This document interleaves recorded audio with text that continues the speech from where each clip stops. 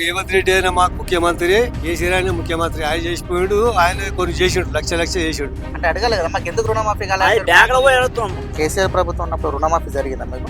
జరిగింది. ఇప్పుడు మనకు హామీ ఇచ్చినప్పుడు ఎంబడే విత్ ఇన్ 1 year లో చేయడం అనేది చాలా గ్రేట్. అది మీకు రుణమాఫీ జరిగిందమ్మా? కేసీఆర్ ప్రభుత్వం బాగా అనిపిస్తుందా మీకు రైతుగా? ఇప్పుడు ఇక ఈ మాఫ్ చేసిన రైతులకు అయితే ఇది మంచిగా అనిపిస్తుంది మాకు. ఏం పేరైనా మీ పేరు? నా పేరు లింగం. ఇంకా మీకు రుణమాఫీ జరిగిందా? జరిగింది. 3,000. అది ఎంత ఉన్నాయి రుణం మీద? 60,000 60,000. అంటే మీది ఫస్ట్ విడతలు అయింది మీది? ఫస్ట్ విడతలో 30,000 తీసుకుంటే అయిపోయినాయి. 60,000 అయితే ఇప్పుడు తీరిపోయినాయి. ఇప్పుడు 6,500 కడితే ఇప్పుడు 90,000 ఇస్తామంటారు. అంటే ఇప్పుడు అవి పాత మాఫీ అయినాయి, మళ్ళీ కొత్త తీసుకుంటున్నాం. ఓకే. మీకు ఇప్పుడు కేసీఆర్ ప్రభుత్వం ఉన్నప్పుడు రుణమాఫీ జరిగిందా మీకు? జరిగింది. అప్పుడు ఎంత జరిగింది అప్పుడు? అప్పుడు అయినప్పుడు కూడా అంతే చేసుకొచ్చింది. అప్పుడు కూడా అంతే తీసుకొచ్చింది.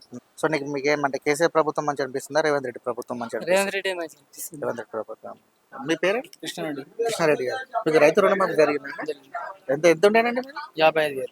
55,000. అంటే మీరు ఎంత ఫస్ట్ విడతలు అయిపోయిందా? రెండో విడతలు? ఫస్ట్ విడతలు అయిపోయింది. ఫస్ట్ విడతలు అయిపోయింది. మళ్ళీ తీసుకున్నారా రుణం? తీసుకున్నాం. కేసీఆర్ ప్రభుత్వం ఉన్నప్పుడు మీకు రుణమాఫీ జరిగిందా? అప్పుడు జరిగింది. సో అంటే 45,000. ఓకే. అంటే అప్పుడు కేసీఆర్ ప్రభుత్వంలో జరిగింది, మీకు ఇటు రేవంత్ రెడ్డి ప్రభుత్వంలో కూడా జరిగింది. సో మీకు ఏ ప్రభుత్వం అంటే ఒక రైతుగా చెప్పండి, రైతుగా మీకు నచ్చింది మీరు చెప్పండి. మంచిగా ఉంది, అక్కడ చేసి ఆయనకు మంచిగా. ఓకే.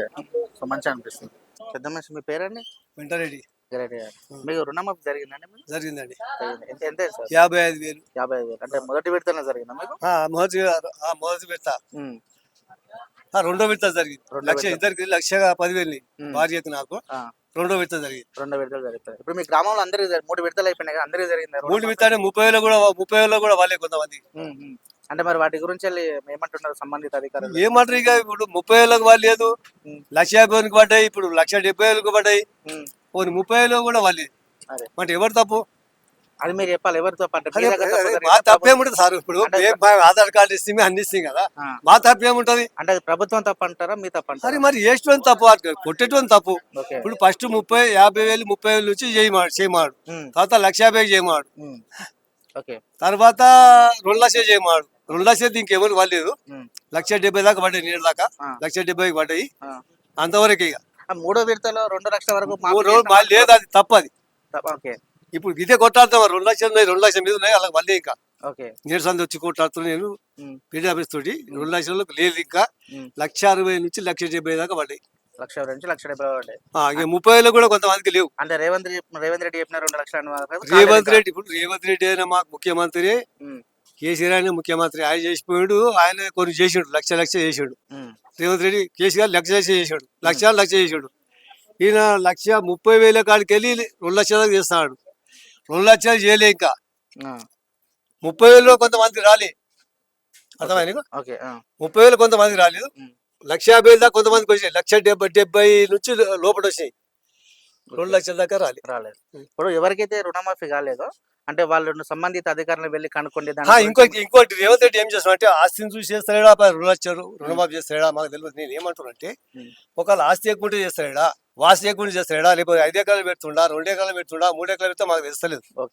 మేము చదువుకోలే, రైతులేం కదా, భూమి దున్ని బతికేటోళ్ళం. మాకేం చేస్తాం, గాజు లేకుంటాం అట్లా, మాకేం తెలియదు కదా. మరి ఎట్లా చూసి చేస్తాం మాకు తెలుసు. 2,00,000 అయితే ఎవరికి వాళ్ళే, ఇంకా ఓకే. సో అంటే మీరు ఇప్పుడు రేవంత్ రెడ్డి ప్రభుత్వంతో సంతోషంగా లేరు మీరు రుణమాఫీ? ఇప్పుడు అందరికి పడితే సంతోషం. నేను ఏమంటా అందరి పడితే సంతోషం, 2,00,000 పడితే కూడా సంతోషపడతాగా. అవునవును.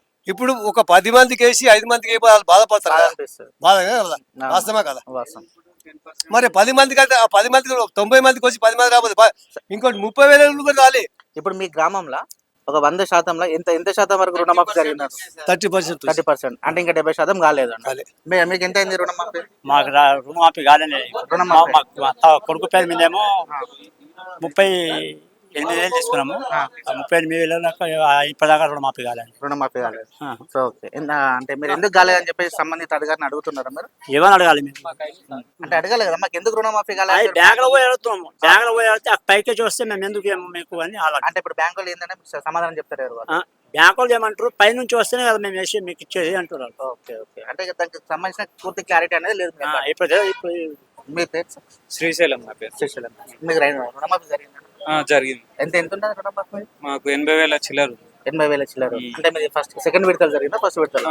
యాక్చువల్ గా ఇంకా వేరే లోన్ కూడా ఉండే, అది 1,56,000 అయింది. అయితే మనకు లాస్ట్ విడతలు అయింది 2 లక్షల లోపు ఉంది. 2 లక్షల రూపాయలు. మీ గ్రామంలో ఎంత % వరకు అయిందండి? మాక్సిమం అందరికి అయినాయి. ఒక నాకు తెలిసి అంటే 2 lakhs అబౌవ్ ఉన్న వాళ్ళకు కాలేవు, అది ఒక్కటి కాలేదు తప్ప మిగతా మాక్సిమం అయినాయి.